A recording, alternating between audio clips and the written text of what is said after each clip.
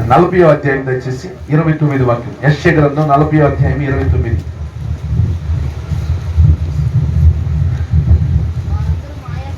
వారందరూ మాయాస్వరూపులు.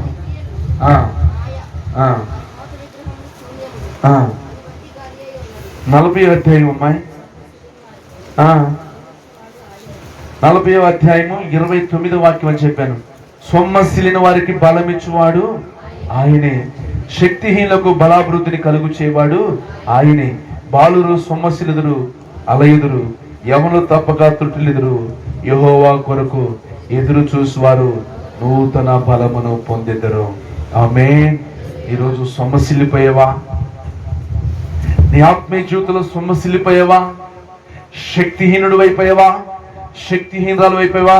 సొమ్మసిలిన నీకు బలాన్ని ఇవ్వబోతున్నాడు.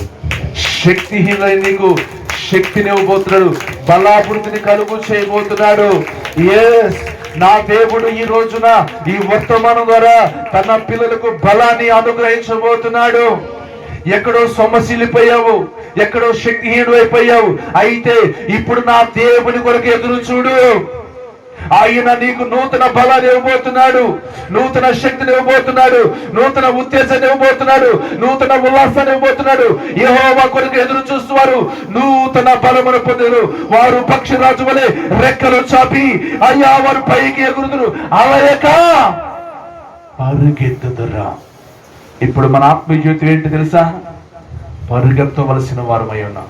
ఇప్పుడు మన ఆత్మీయ జీవితంలో రెక్కలు చాపవలసిన వారమై ఉన్నాం. ఆమేన్. ఇప్పుడు నీ రెక్కలు చాపాలి. ఇప్పుడు నీ ఆత్మీయ జీవితంలో పరిగెత్తాలి. ఇప్పుడు సొమ్మసిల్లిపోయిన వాడు ఉండడానికి లేదు, శక్తిహీనుడు ఉండడానికి లేదు. ఆయన మీకు బలమనివ్వబోతున్నాడు, శక్తిని బలాభివృద్ధిని కలుగు చేయబోతున్నాడు. యెహోవా కొరకు ఎదురు చూస్తువారు నూతన బలమును పొందెదరు. ఆమేన్. ఈ నూతన బలమును నీకు ఇవ్వబోతున్నాడు ఈ మాసములో. ఈ నూతన బలమును నీకు ఈ పునరుత్థానపు ఆరాధన ద్వారా పునరుత్థానపు బలాన్ని నీకు ఇవ్వబోతున్నాడు. వాక్యములో నా బలాన్ని నీకు ఇవ్వబోతున్నాడు. ఆత్మ బలాన్ని నీకు ఇవ్వబోతున్నాడు. అభిషేకము బలాన్ని నీకు ఇవ్వబోతున్నాడు. ఒకసారి స్తోత్రం చెప్పండి.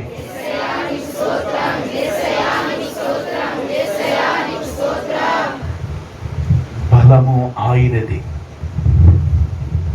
బలం ఎవరిది? ఆయనది. ఆయన ఇచ్చే బలమును బట్టి ఇక నీ జీవితంలో నువ్వెన్నడూ సొమ్మసిల్లక పక్షిరాజు వలె రెక్కలు చాపి పైకి ఎగురుతూ ఇక నువ్వు అలసిపోక సొమ్మసిల్లక పరిగెత్తుతూనే ఉంటావు. అట్లాంటి బలాన్ని నీకు ఇవ్వబోతున్నాడు. అట్లాంటి శక్తిని నీకు ఇవ్వబోతున్నాడు. ఇప్పుడు వరకు ఒకవేళ సొమ్మసిల్లిపోయేవేమో, నేర్సిల్లిపోయేవేమో, సడలిన నీ చేతులను కూడా ఇప్పుడే బలపరుస్తున్నాడు. ప్రక్కలిన నీ మోకాలను సైతం ఇప్పుడే దృఢపరుస్తున్నాడు. నా దేవుని సన్నిధిలో నీ చేతులను కూడా బలపరుస్తున్నాడు. నీ మోకాలను కూడా, నీ కాళ్ళను దృఢపరుస్తున్నాడు. నీ ప్రతి బలహీనతను విడిపించి ఇప్పుడే నిన్ను బలపరిచి దృఢపరచును కాక. సడలిన నీ చేతులను బలపరచును గాక.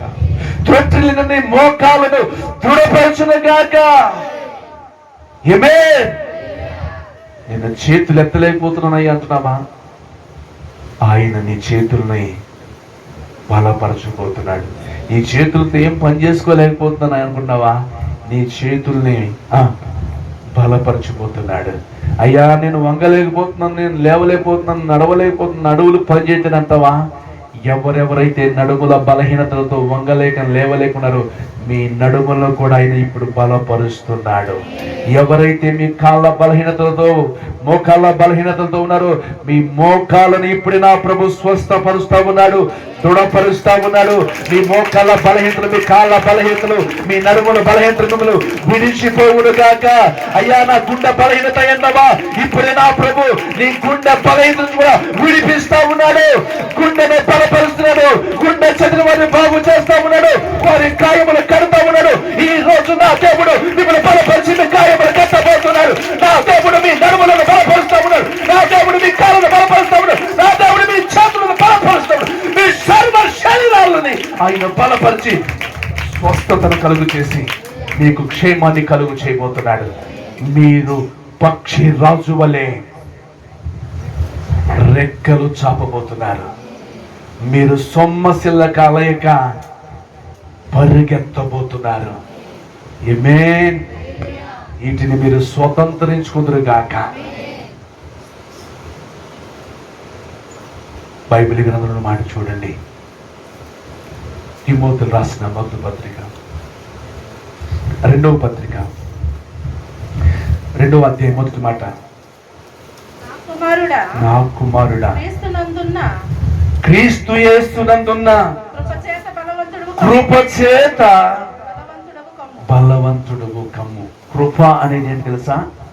అర్హత లేని వారికి కూడా అర్హతను కలిగించేది, యోగ్యత లేని వారికి కూడా యోగ్యతనిచ్చేది. ఒకవేళ నువ్వు అనుకోవచ్చు, నేను యోగ్యుడిని కాదయ్యా, నేను యోగ్యురాలను కాదు కదా, నాకు అర్హత లేదుగా అనుకుంటున్నావేమో. ఆయన కృప చేత నిన్ను కూడా ఇప్పుడు బలవంతుడిగా చేస్తున్నాడు. మై సన్ తిమోతి, నా కుమారుడా క్రీస్తు యేసునందున్న కృప చేత బలవంతుడవు కమ్ము. కృప నీకేమిస్తుంది? ఇప్పుడు బలాన్ని ఇస్తుంది. నువ్వు అనుకుంటున్నావు నేను ఒంటరి దాన్ని కదా, నువ్వు అనుకుంటున్నావు నేను ఒంటరి వాడిని కదా, నువ్వు అనుకుంటున్నావు నా దగ్గర ఏమి లేదు కదా, నా చేతిలో ఏమి లేదు కదా, సిల్లికి అవ్వలేదు కదా, ఏం చేయాలి ఇప్పుడు, నా దారి ఏంటి కనపడట్లేదు, అంతా మూసిపోయింది అన్నదా. ఏ దారి నీకు మూసిపోయినా, చేతిలో సిల్లికి అవ్వలేకపోయినా, నీ వెనక మళ్ళీ ఎవరు లేకపోయినా, ఆయన కృప నిన్ను ఏం చేస్తుంది? ఇప్పుడు చెప్పాలి, బలవంతురాలిగా చేస్తుంది.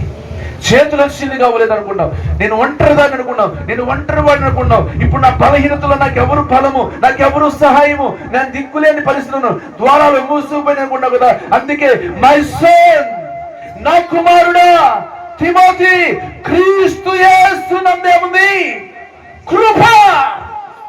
ఆ కృపని ఏం చేస్తుంది? ఇప్పుడు బలవంతునిగా చేస్తుంది.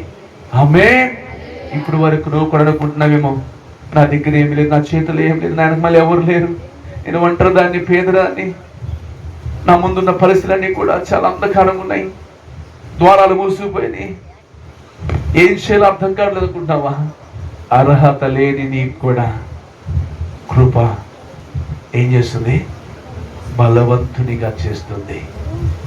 అది నీ గొప్పతనం కాదు, నా గొప్పతనం కాదు, యేసు క్రీస్తుని బట్టి మాత్రమే. ఎవరిని బట్టి?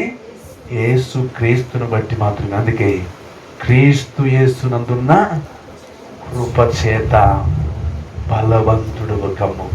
ఆమేన్. హల్లెలూయా, హల్లెలూయా.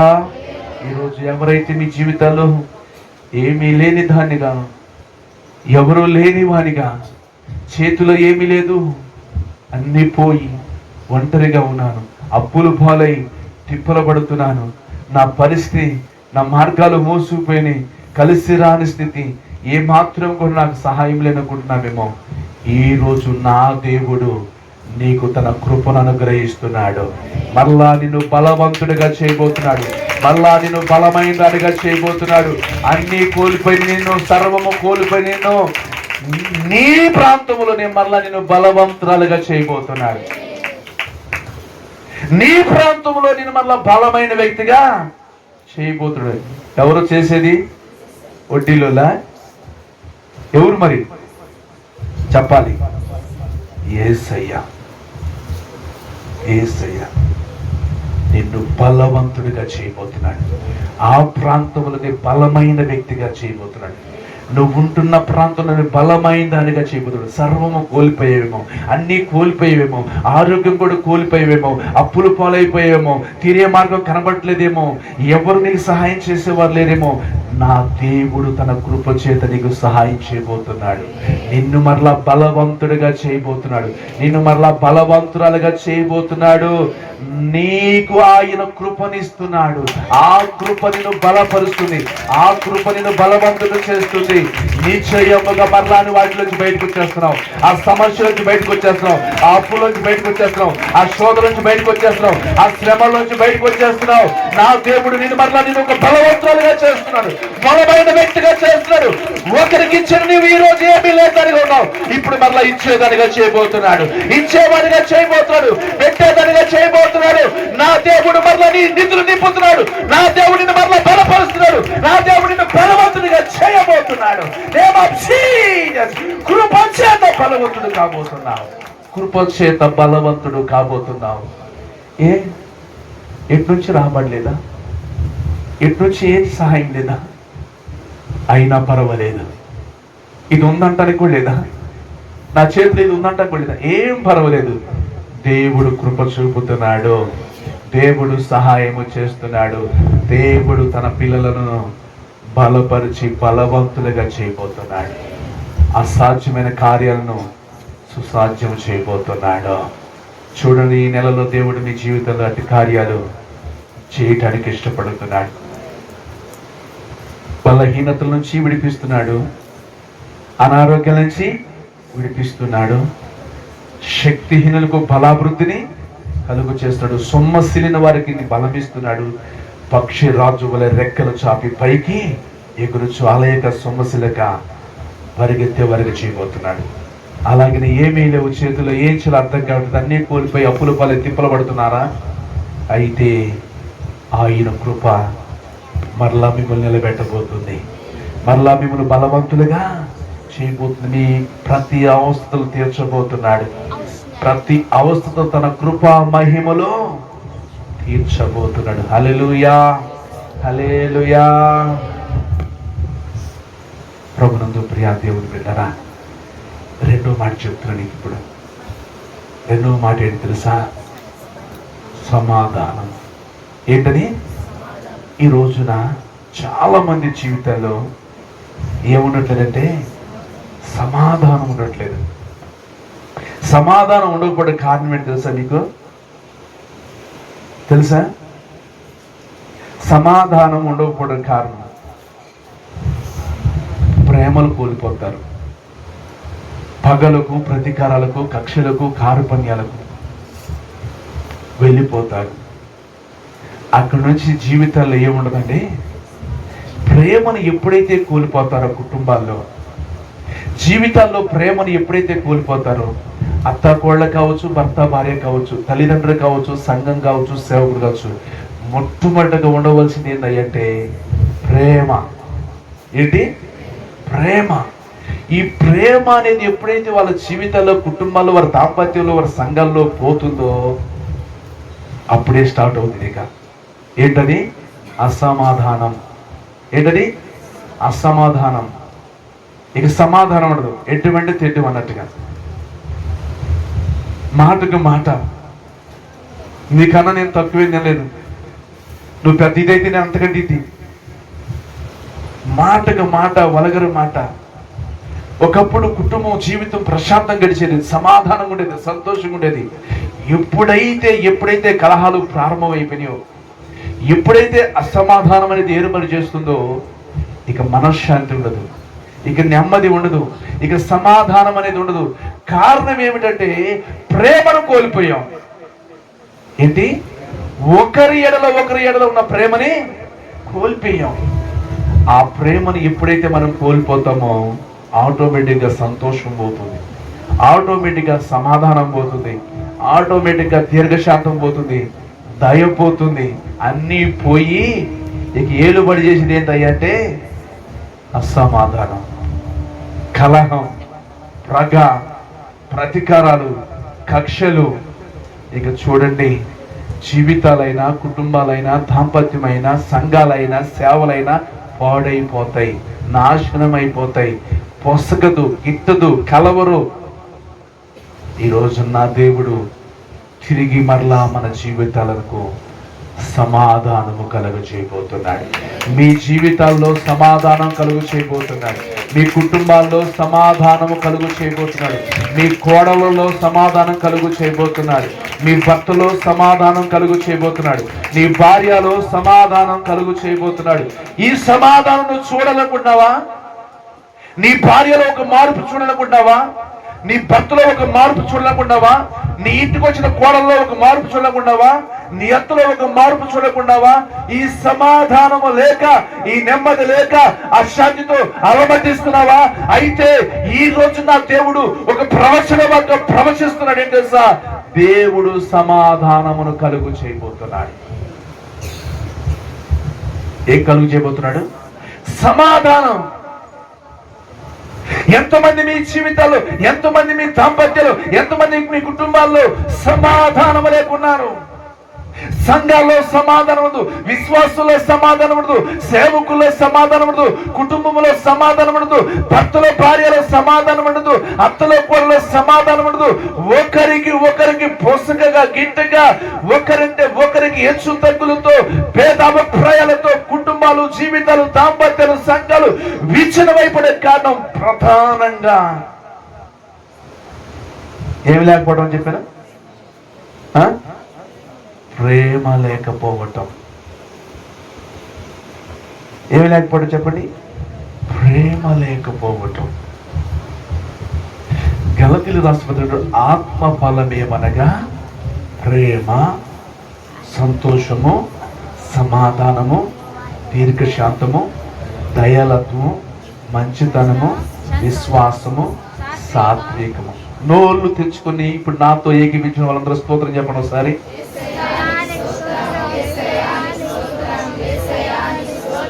దేవుడు మిమ్మల్ని దీవించును గాక. దేవుడు మిమ్మల్ని ఆశీర్వదించును గాక. దేవుడు మీ జీవితాల్లో సమాధానము కలుగు చేయును గాక. పరధ్యానంగా, నిర్లక్ష్యంగా, అశ్రద్ధగా ఉన్న వాళ్ళ జీవితాల్లో దేవుడు సమాధానాన్ని కలుగు చేయడు. అలజడుల మధ్యన, ఆందోళన మధ్యన సమాధానం ఉండిద్దంటారా? చెప్పండి. ఉండిద్దా? ఆందోళన మధ్యన, కలవరాల మధ్యన సమాధానం ఉండిద్దా? ఉండదండి. ప్రశాంతత. ఆ ప్రశాంతత నీకు ఇవ్వటానికి, ఆ నెమ్మది నీకు ఇవ్వటానికి, ఆ సమాధానం నీకు ఇవ్వటానికి ఈరోజు నా దేవుడు అంటున్నాడు, ధర్మ ప్రజలకు సమాధానమును కలుగు చేయబోతున్నాడు. ఏం కలుగు చేయబోతున్నాడు? సమాధానమును కలుగు చేయబోతున్నాడు. దేవుడిచ్చే సమాధానము ఎక్కడి నుంచి వచ్చింది తెలుసా? ఎక్కడి నుంచి వచ్చింది? వాక్యములో నుంచి వచ్చింది. ఎక్కడి నుంచి వచ్చింది సమాధానం? కొట్టుకెళ్ళి తెచ్చుకోవద్దే. తెచ్చుకో. సమాధానం ఈ కొంటాడని అడుగు.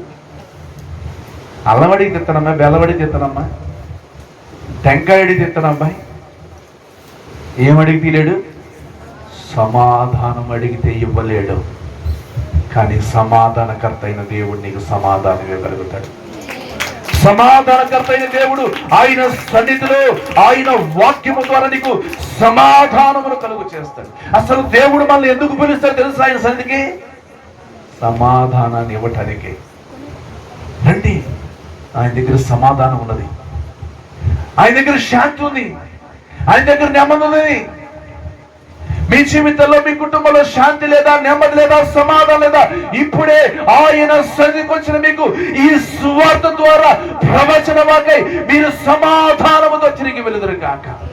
అంటే మీ కుటుంబాల్లో ఒక మార్పు కలుగును కాక. ఎవరిలో మీరు మార్పు చూడాలనుకుంటున్నారు? ఎవరిలో మీరు మార్పు చూడాలనుకుంటున్నారు? మాట్లాడొచ్చుగా. ఎవరిలో మీరు మార్పు చూడాలనుకుంటున్నారు?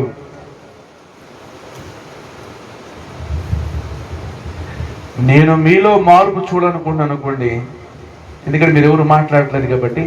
మీలో నేను మార్పు చూడాలనుకుంటున్నాను అనుకోండి, నాలో మార్పు కలగాలి. ఏంటి? మీలో మార్పు చూడాలనుకుంటున్నాను అనుకోండి, నేను నాలో ఏం కలగాలి? మార్పు కలగాలి. నాలో మార్పు కలిగింది, ఆటోమేటిక్గా మీలో మార్పు కలిగింది. కాదంటావా? నీలో మార్పు కలగాలి, నీ క్రియల్లో మార్పు కలగాలి, నీ మాటల్లో మార్పు కలగాలి, నీ ప్రవర్తనలో మార్పు కలగాలి. మార్పు నొందితే నీవు ఆటోమేటిక్ గా నీ భర్త మారిపోతాడు. బైబిల్ అది. చూడండి, పరిశుద్ధ లేఖనం నుంచి ఏమని చెప్పి వ్రాయబడిందో. కొరింథీ రాసిన పత్రిక 1వ అధ్యాయము మొదటి పత్రిక 7వ అధ్యాయం 15వ వాక్యం. కొరింథీ రాసిన మొదటి పత్రిక 7వ అధ్యాయం 15వ వాక్యం. అయితే అవిశ్వాసైన వాడు అవిశ్వాసాన్ని భర్త ఎడబాసిన ఎడబాయవచ్చు. సందర్భాలలో సహోదరునికైనను సహోదరికైనను నిర్బంధము లేదు, సమాధానంగా ఉండటకు దేవుడు మనల్ని పిలిచి ఉన్నాడు. చెప్పు, ఇప్పుడు నీ భర్త మారలేదు, నువ్వు మారేవు. నీ భర్త ఎట్లా ఇప్పుడు అంటే మార్పు ఎవరిలో కలగాలి? నీ భర్తలోనా నీలోనా? మాట్లాడాలి. వాక్యం ఎరిగిన నీవు దేవుని సన్నిధికి వస్తున్న నీవు నీలో మార్పు కనబడాలి. వెళ్తున్నావే, ఏం మారేవే, ఏం చెప్తున్నాడు, ఏం వింటున్నావు అసలు అర్థం కావట్లేదు, నాకు నరకం చూపిస్తున్నావే. నువ్వు నరకం చూపించకూడదు, నువ్వు సమాధానాన్ని పంచాలి, ప్రేమనే పంచాలి. అతడు వాక్యమునకు పట్టబడలేదు, నువ్వు వాక్యానికి పట్టబడ్డావు. అతడు వాక్యము తెలియని వాడు, అవిశ్వాసైన భర్త, నువ్వు విశ్వాసైనటువంటి భార్యవి. ఇప్పుడు నీ నడవడికను బట్టి, నీ ప్రవర్తన బట్టి అతనే రాబట్టుకోవాలని నువ్వేం చేయాలి? మాట్లాడండి, సమాధాన పడాలి. లేదు, నీ ఇంట్లో కోడలు ఉంది, ఆమె మారలేదు, ఆమెకు వాక్యం తెలీదు, లోతు తెలీదు, సత్యము తెలీదు. నీకు సత్యము తెలుసు, లోతు తెలుసు, వాక్యం తెలుసు. నీలో మార్పు కలిగితే నీ కోడల్లో మార్పు కలిగింది. లేదు, ఒకవేళ నీవే కోడలుగా ఉన్నావేమో, నీ అత్తలో మార్పు కలగాలని కోరుకునే వరకు నీలో మార్పు కలిగితే నీ అత్తలో మార్పు కలిగింది. కలగదా? చెప్పాలి. కనుక నీవు మొదట సమాధానాన్ని వెతకాలి, నువ్వు మొదట సమాధానాన్ని కోరుకోవాలి. నేను నాతో సమాధానంగా ఉండాలి, నేను నా భర్తతో సమాధానంగా ఉండాలి, నేను నా భార్యతో సమాధానంగా ఉండాలి, నేను నా తల్లిదండ్రులతో సమాధానంగా ఉండాలి, నేను నా సేవకులతో సమాధానంగా ఉండాలి, నేను నా సంఘంతో సమాధానం. ఎవరైతే ఈ మార్పును కోరుకుంటారో వారిలో ఒక మార్పు కలిగింది, అప్పుడు అక్కడ సమాధానం దొరికింది. నేను ఇంతే, నా యేసు ఇంతే, నా మాట ఇంతే, నేను ఇంతే అని అనుకోండి, ఎడ్డమంటే ఎడ్డం అన్నట్టుకున్నది. నువ్వు ఒకటంటే ఒకడు 4 అంటారు. మాటకి మాట, దెబ్బకి దెబ్బ, ఏమాత్రం ఉండదు. నువ్వెప్పుడైతే తగ్గుతావో, నువ్వెప్పుడైతే ప్రేమగా ఉంటావో, నువ్వెప్పుడైతే సమాధానంగా ఉంటావో, ఆ ఇల్లు పరలోకంలాగా ఉంటుంది. ఆ దాంపత్య జీవితం హాయిగా ఉంటుంది, ఆ పిల్లల జీవితాలు హాయిగా ఉంటాయి, ఆ సంఘము హాయిగా ఉంటుంది, ఆ సేవకుని జీవితం హాయిగా ఉంటుంది. ఈరోజు సమాధానం లేక సంఘాలు, సేవలు, పరిచర్యలు, కుటుంబాలు, దాంపత్యాలు అయ్యో నాశనం అయిపోయి, విచ్ఛిన్నం అయిపోయి, విడిపోయి, చెట్టుపొగలు పుట్టపొగలు అయిపోయి ఎవరికి వారే యమునా తీరుగా ఉంటున్నారు. కోడల మీద పడేసేవాళ్ళు కోడల మీద పడేసేవారు, అత్త మీద పడేసేవాళ్ళు అత్త మీద పడేసేవాళ్ళు ఉన్నారు, బిడ్డల మీద పడేవాళ్ళు బిడ్డల మీద, భర్త మీద పడేవాళ్ళు భర్త మీద, భార్య మీద పడే ఏడ్చేవాళ్ళు ఉన్నారు. కానీ నేనేమైనా మారేనా, నా స్థితి ఏమైనా మారిందా, నా ప్రవర్తన ఏమైనా మారిందా అనుకుని నేను మారాలి మొదట అనుకుని మనస్సు నీకు వస్తే ఆటోమేటిక్ ఇంట్లో వాళ్ళందరూ మారిపోతారు. నువ్వు భర్తలో మార్పు కోరుతున్నావు, నీలో మార్పు కోరుకో. నువ్వు భార్యలో మార్పు కోరుతున్నావు, నీలో మార్పు కోరుకో. నీ బిడ్డలో మార్పు కోరుతున్నావు, తల్లిదండ్రులుగా నీలో మార్పు కోరుకో. నీ అత్తలో మార్పు కోరుకున్నావు, నీలో మార్పు కోరుకో. ఇలా ప్రతి ఒక్కరిలో ఒక మార్పు కలిగితే, ప్రేమ కలిగితే ఆటోమేటిక్ గా సమాధానము మరలా కుటుంబంలోకి వస్తుంది, శాంతి కుటుంబంలోకి వస్తుంది, నెమ్మది కుటుంబంలోకి వస్తుంది. దేవుడు మనకి ఎందుకు పిలిచాడు తెలుసా? సమాధానముగా ఉండడానికి పిలిచాడు. నీ భర్తతో నువ్వు సమాధాన పడేది తప్పైపోయిందండి, నేను నోరు దురుసుగా మాట్లాడానండి, గాయపరిచానండి, నేను నా బిహేవియర్ బట్టి నేను ఇబ్బంది పెట్టానండి, నా టార్చర్ని బట్టి నువ్వు చాలా బాధపడ్డావు. నీ భర్తతో సమాధాన పడు, నీ భార్యతో సమాధాన పడు. అనవసరంగా నేను కొట్టాను, తిట్టాను, అనవసరంగా నోరు సారేనా, నీ భార్యతో సమాధాన పడు. ఆ ఇల్లు పరలోకంలాగా ఉండదు. కానీ నువ్వు సమాధాన పడు, నీకు ఫస్ట్ స్టేజ్ ఎక్కువ. నువ్వు తగ్గించుకోవు, ఒక మెట్టు దిగవు, తల వంచవునేవో. అందుకే జీవితాలు, కుటుంబాలు, సంసారాలు, సంఘాలు, సేవలు, పరిచర్లు విచ్ఛిన్నమైపడు కారణం ఏంటంటే సమాధానం లేకపోవడానికి. అందుకే దేవుడు మరలా తిరిగి మనకి ఏం కలుగు చేయనున్నాడు? సమాధానాన్ని కలుగు చేయాలనుకుంటున్నాడు. మరి ఈ సమాధానాన్ని కావాలంటే లోబడు, తగ్గించుకో, ప్రేమించు, పలకరించు, ముందుకు తీసుకుని వెళ్తాను. చూడండి పరిశుద్ధ లేఖనం నుంచి దయచేసి కొలసీ రాసిన పత్రిక 3వ అధ్యాయం 15వ వాక్యం. కొలసీ రాసిన పత్రిక. క్రీస్తు అనుగ్రహించు సమాధానము ఏమేలాలి? కోపమా, ప్రతీకారమా, కక్షలా, కారుపన్యాలా? ఏమేలాలి? నీ హృదయంలో ఉండవలసిన కోపం కాదు, పగ కాదు, ప్రతీకారం కాదు, సమాధానము ఏలుచుండాలంట. ఏమే ఈ సమాధానం ఎవరిస్తారు? క్రీస్తు అనుగ్రహించు అన్నాడు. యేసయ్య నీకు సమాధానాన్ని అనుగ్రహించేవాడు. ఆయన సువార్త నీకు సమాధానం అనుగ్రహిస్తుంది. ఆయన సన్నిధి నీకు సమాధానం అనుగ్రహిస్తుంది. కాబట్టి ఈ సమాధానం నీ హృదయములో ఏలుచుండాలంట. ఏమే ఏమేమనాలి? షాలోము రాజైన సమాధానకర్త నీ హృదయంలో ఉండి ఆయన ఏలుబడిలోనే ఉంటే నీ ఇంటిలో ఉన్నవారిని ఆయన ఏలుబడిలో తీసుకొస్తాడు. ఏమే ఆయన నీ హృదయములు ఏలుబడి చేయకుండా సాతానుడే నీ హృదయములు ఏలుబడి చేస్తుంటే నువ్వెక్కడ తగ్గించుకో, ఎక్కడ లోబడవు, ఏ మాత్రం నువ్వు రాజుకి రావు. సాతాను ఏలుబడిలోంచి నువ్వు బయటికి రా.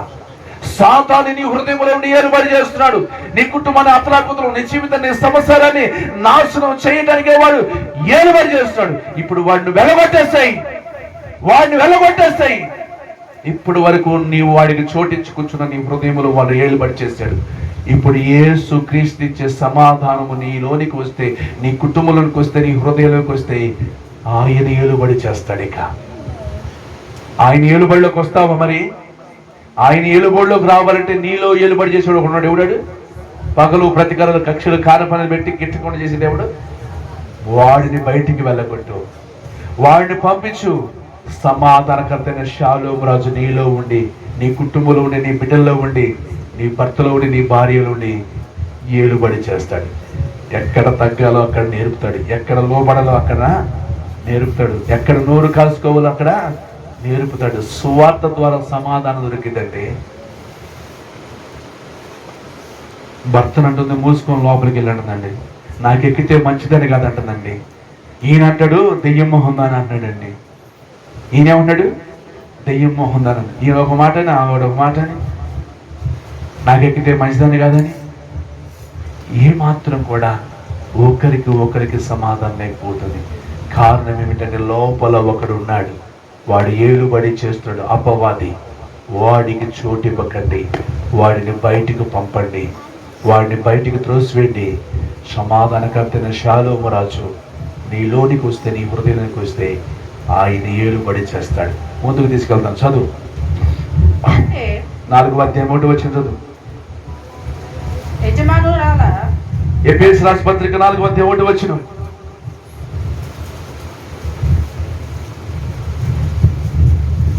కాబట్టి మీరు సమాధానమును బంధము చేత ఆత్మ కలిగించు ఐక్యతను కాపాడుకున్నట్టు